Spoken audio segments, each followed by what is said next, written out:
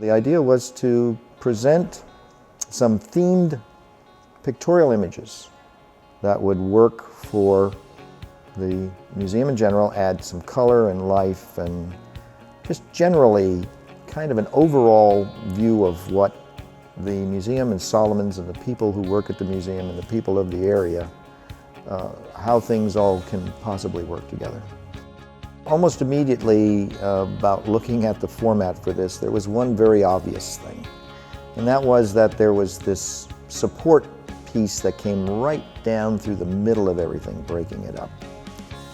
And so that became, to me, as we always used to call it, a design opportunity.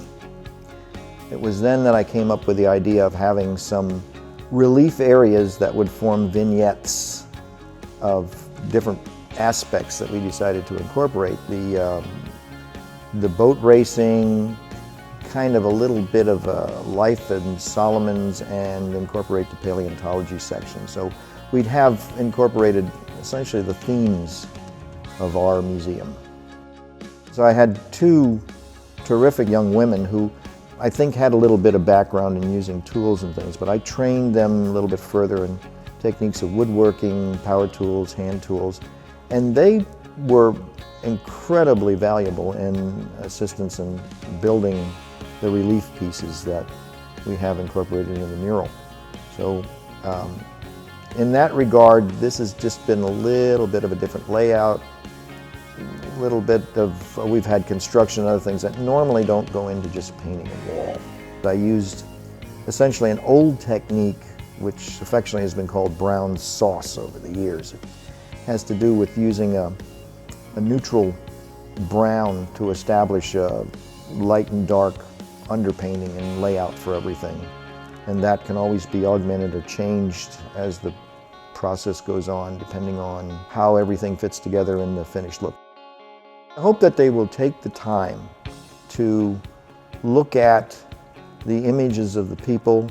We have people who are currently working here, people who have currently contributed a lot to the museum, and we have some people who have passed on, but their contributions to the museum have been so incredible that I believe that they needed to have some kind of long-lasting recognition for their efforts towards the institution here. I am really impressed at the cooperation that I've received through this project in some what could have been some very stressful situations had that cooperation not been there. We've managed to work together as not only my team from the department and my interns, but we've worked together with the museum completely and its staff to be able to work our way around things that in other institutions may have been difficult. And the participation of those individuals who made contributions, monetary contributions to the project to keep the project going in consideration for them being part of the project. So I want to thank them for everything that they've done to help the project along. It was my intent to project pictorial images of the different mission points of the museum.